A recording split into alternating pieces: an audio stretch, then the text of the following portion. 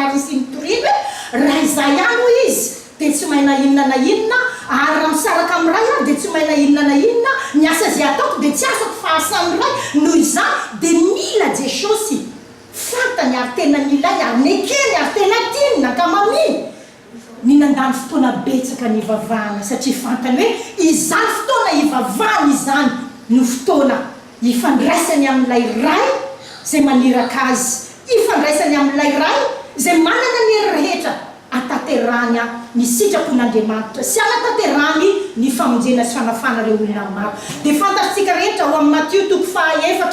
dia any amin'ny filazantsara hafa ihany koa voasoratra fa milohan'ny nanaovan'i Jesosy ny asany dia nanokana fotoana 7 andro sy 7 alina ny fadianana hanina tanterahany izany marina fa tsy zavatra hoe mora zany atao hoe tsy mihinan-kanina 7 andro sy 7 alina zany tena marina mbola tsy navita 7 andro sy 7 alina ny fadianana teo anatrehan'Andriamanitra fa ny andro vitsivitsy efa ny fadianako anina dia tena tsapako sy heliko mihitsy hoe tsy zavatra mora ary tsy zavatra tena hoe tsotra ny manatanteraka izany fa Jesosy Kristy no ny etaetany sy no ny faniriny fantatra hoe iray amin'ilay Andriamanitra ray ary anatanteraka ny sitrapony dia nanaiky Jesosy nitokana nitady an'Andriamanitra tao anatin'izany vavaka nataony zany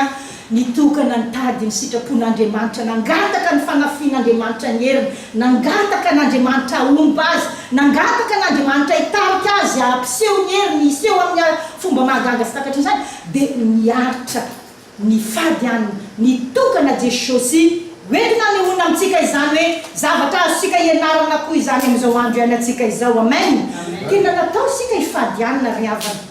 ny fifadikanina tena hoe araka ny sitrapon'Andriamanitra tian'Andriamanitra ko tanterahantsika ary tena asoa ny fiainatsika sy amenan'Andriamanitra hiasa mihoatra noho izay efa hitantsika sy mihoatra noho izay efa nyrenesy ny sofintsika amen rehefa mifadianina isika dia mampangina ity nofo ity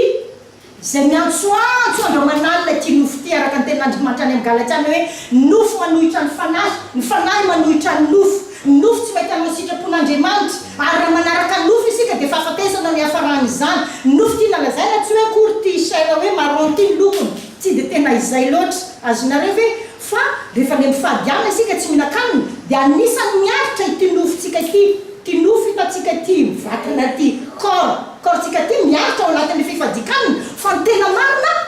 lay toetratsika teo aloha lay adama taloha zay ny filazan'ny tenin'Andriamanitra azy ilay isika nateraka ny nofo sy ny ra fotsiny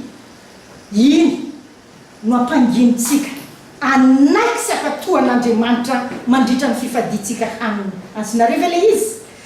ampanekentsika hitady ny sitrapon'Andriamanitra anaiky ny fanahy masina anaiky ny fitarian'ny fanahy masina zay ny atao ao anatin'ny fifadikanina mangataka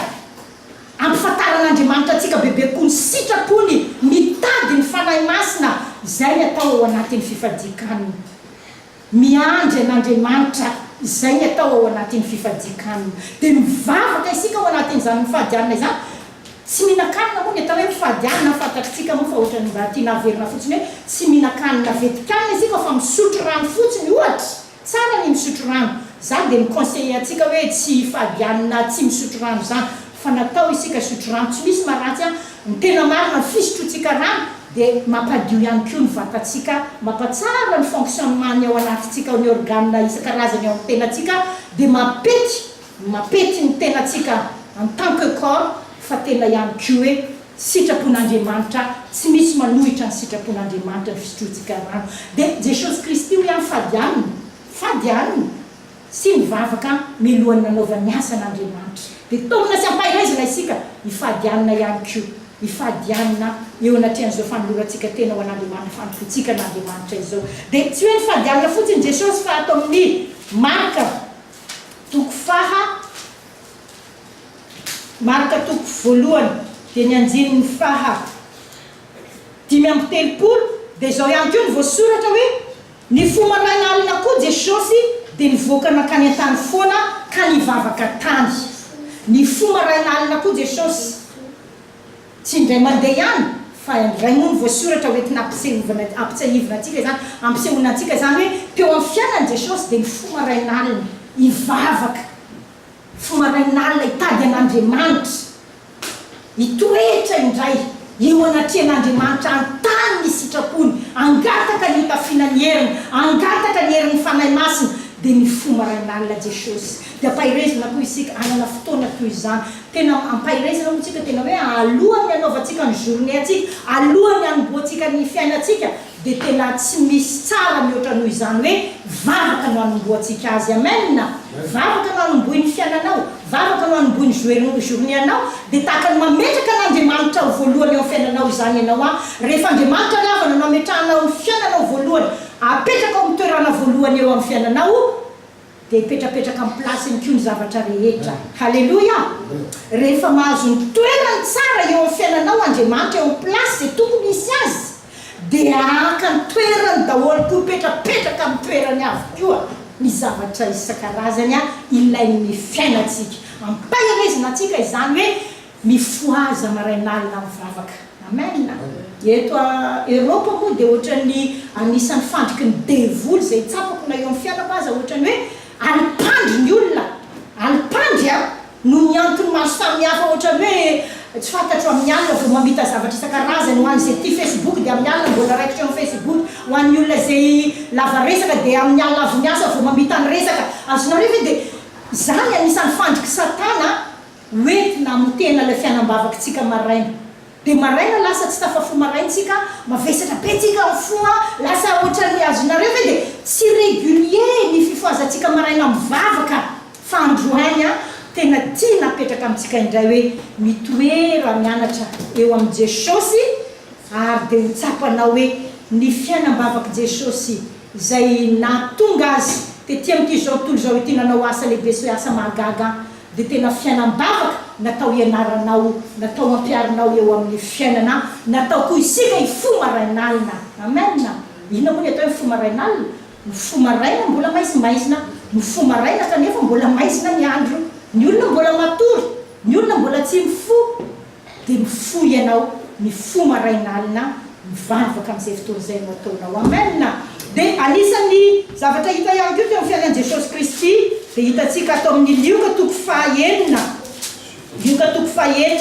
dia ny andinin'ny faharoa ambin'ny folo dia ahitantsika hoe Jesosy koa dia niatory ny vavaka hitanareo zany io fiangonana rehetra zay manao organisation hoe alim-bavaka fiarahana mivavaka fiaretatory mivavaka fifoazana maraina mivavaka tsy hoe kory organisation fotsiny tiana tanterana ampitomboana ny activité ao anatina fiangonan'Andriamanitra fa androany averina amintsika rehetra hoe Jesosy mihitsy no niatory ny vavaka koa teo amin'ny fiainana niatory ny vavaka Jesosy mandra maraina hoy ny voasoratra lioka toko fahaenina ny andinin'ny faharoa ambin'ny folo dia izany mahatonga antsika ampahirezana koa anaiky atory ny vavaka zany mahatonga ny fiangonana mamboatra ihany koa fotoana matetika moa dia zoma alina no anaovantsika ny fiaretatory mivavaka dia ositsika hoe le miaritory mandra maraina tsy vita tena marina fa tsy mora le miaritory mandra maraina fa ny fotoana zay hanomezan'Andriamanitra antsika fana manao izany dia natao isika anaiky aritory vavaka izany ny sitrapon'Andriamanitra amen dia hitantsika izany fa Jesosy Kristy ny atory ny vavaka ny fo marain'alina ny fady alina fa voasoratra imbe dehibe miverimberina ihany koa zay fantatra hoe tena fiainany mihitsy dia mibetsaka Jesosy no mitokana ireny mivavaka any an-tendrombohitra rehefa avy nanao ny asan'Andriamanitra namana ny olona tsy midimy arivo izy ohatra dia niravany ny vahoaka hoy n'Andriamanitra noravany ny vahoaka ary dia nalefa ny mpianatra niapita ny rano hoe ry apita dia rehefa vitan'izay asa rehetra zay dia lasa izy mitokana tany an-tendrombohitra nitoetra rery teo ny vavaka azonareo ve le tena hoe fiainam-bavaka Jesosy zany tena hita mihitsy hoe mivavaka tena hoe raha nisy olona anankiray na fantatra sy natsapa ary naiky sy niny niantsona hoe ery ny vavaka sy ny lana ny vavaka teo amin'ny fiainana dia Jesosy dia androany tiana ho voaraitsika izany tiana ho azotsika izany hoe tsy zavatra natao haingitraingitra fotsiny izany mivavaka izany fa natao tena ho tsapanao androany hoe ilainy fiainanao ilainao manokana mihitsy amen miresaka amin'Andriamanitra hoe amin'ny vavaka dia inona ary ny zavatra olazaina mandritra izay vavaka izay mandritra ny vavaka adiny ray osika hoe le adiny ray lava be be deaibe zany mahatonga olona tena hoe mandositra fivoriam-bavaka satria tsy tan'izay olaina olazaina mandritra n'le fivoriam-bavaka lavabe dia androany a te hanazava amintsika kely mikasika ny amin'ny antsoina hoe